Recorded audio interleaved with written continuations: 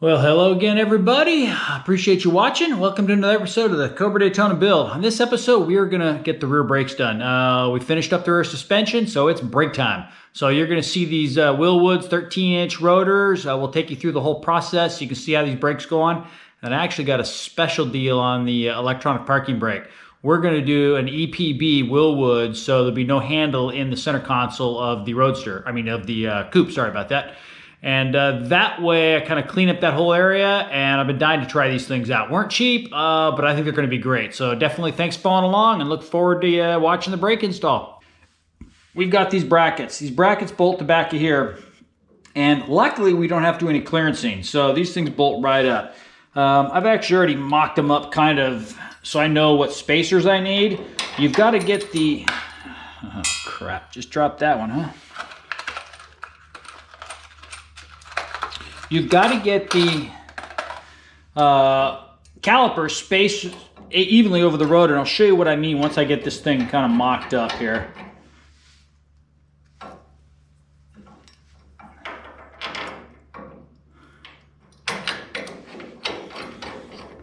So I'm just going to kind of torque this thing up. We'll put some red Loctite. I even thought about safety wiring this, but I don't feel like drilling these bolt heads. So, because these things are huge.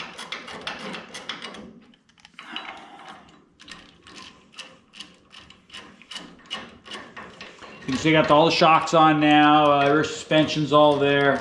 Got to clean everything as I've been chasing some holes that are getting the shocks put in. It was like,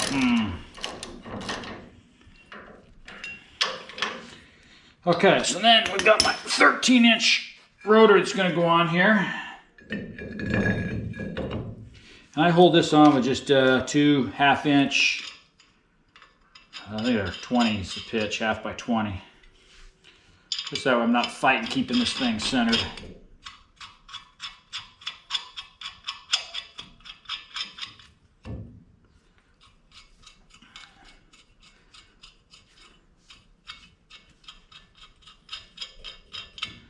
Okay, so then what we're going to do now is we put the caliper on here.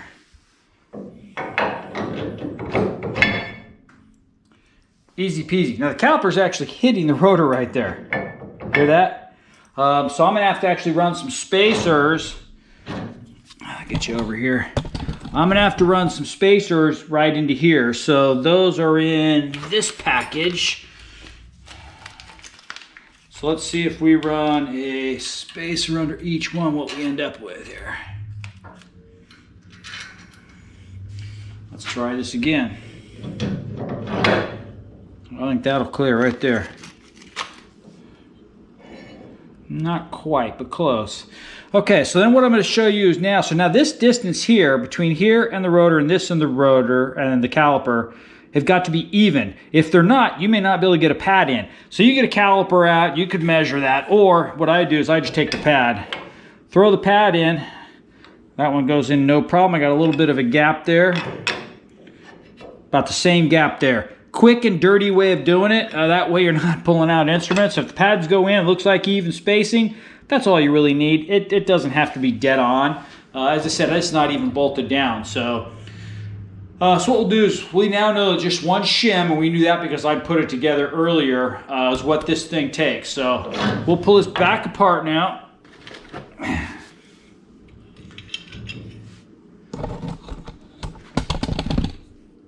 Pull this back apart. And we're going to put red Loctite, I'm guessing that's what the instructions call for, on the bolts that hold that bracket down. As I said, I was going to safety wire them, but man, it's a big bolt head to drill through, and I kind of went, I think I'll pass on that one, especially without a drill press. I just let everybody know I do not have a drill press, so all this stuff gets done by hand in a vise. Okay, so pull these back off, get those things, some red Loctite, and we'll torque these down.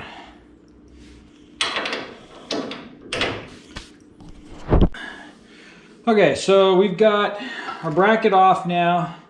We got our 2 shims, which we found to be perfect for getting our spacing.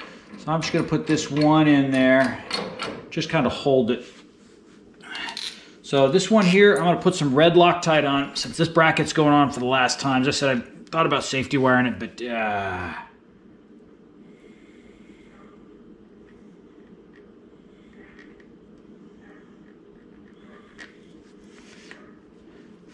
so make sure we get our shim back in there.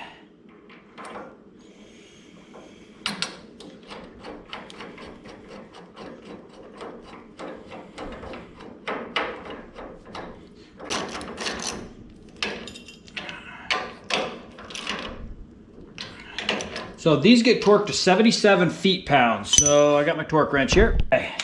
Just got my torque wrench on.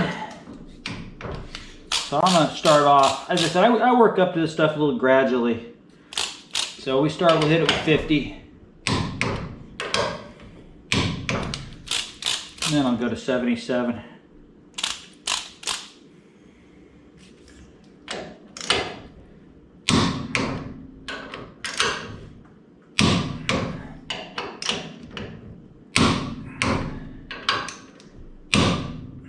Okay. Okay, so now as you can see, our bracket is on. So now we can actually put the rotor on.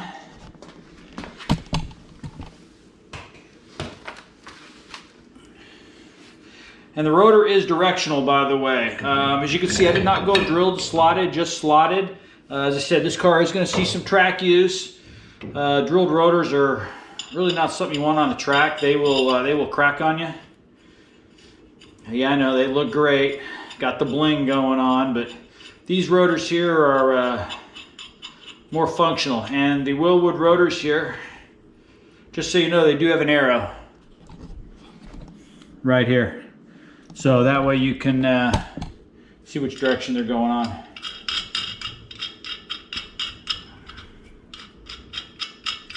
These are just temporary bolts just to hold it on so it doesn't flop around. Okay.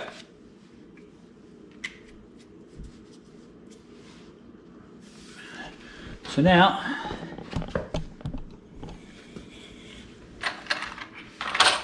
so it looks like we're going to need 2 shims on each one of these. And that's really what the instructions called for anyhow, so we're going to go with that. Okay. Then each side gets one of these washers.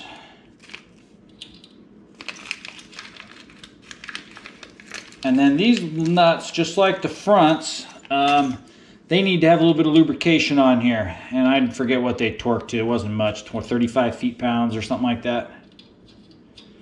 And then from here, we'll run our hose. Our hose will run back up to here, kind of loop around into there. And as you can see, we've now got the brakes done. And pretty straightforward. So our next episode, we're going to get the electronic parking brake into here. I'll show you that whole system.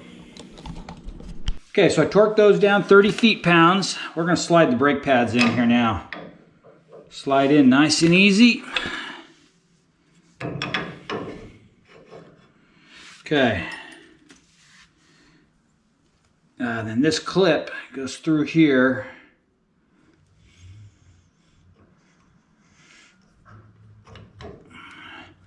Goes through the brake pads.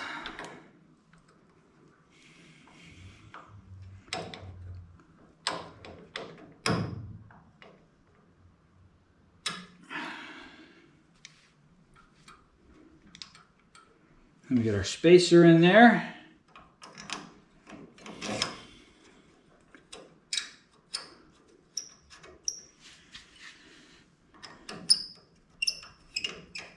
Hopefully you guys can see all this.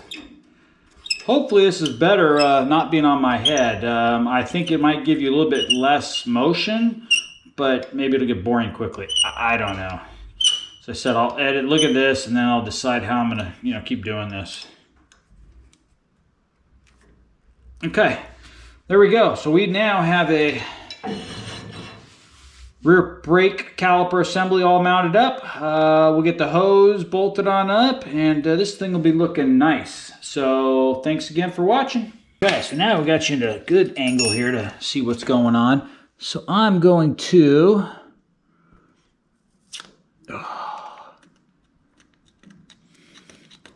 install this brake fitting and line.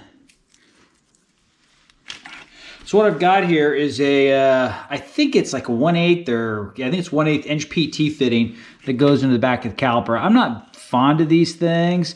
I'd much rather have like a banjo bolt or something, but it is what it is. I never had any problems with it on the Roadster. I don't think it'll be any problems with it on this. So, and then I've got a braided line which will come down into here, and I'm thinking it's probably going to angle somewhere like this, as I said, or it could even go downward. That might be the way to do it, but then I'm at full droop right here. I don't know. We'll have to play with this angle. I definitely don't want it up, because then it's, yeah, you end up with a mess. I think this thing's got to be angled downward. This is kind of thing, you got to kind of play around with this and go, okay, which way is this going to make most sense?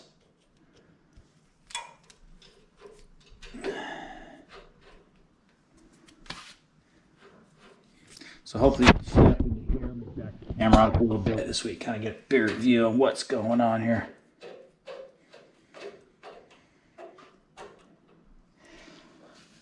Yeah, that might be pretty good right there. That keeps you away from this. I'm at full droop right now, but so it's going to come up a little bit, but if it does, this is just going to kind of collapse inward a little bit. So I think that's probably, you know, come back at an angle like that. I think that's probably my best bet. So now what I've also done, what I've also got here, is I've got, it's a special, it's called Seal All. It's basically gas, oil, hydraulic lime resistant adhesive sealant. And I put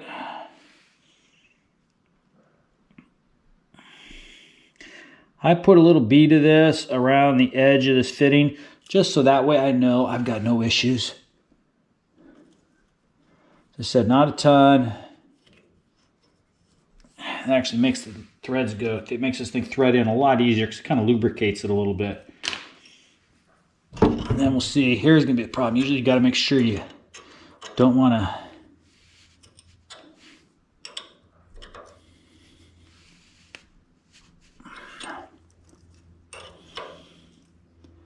that's about where I think I want it.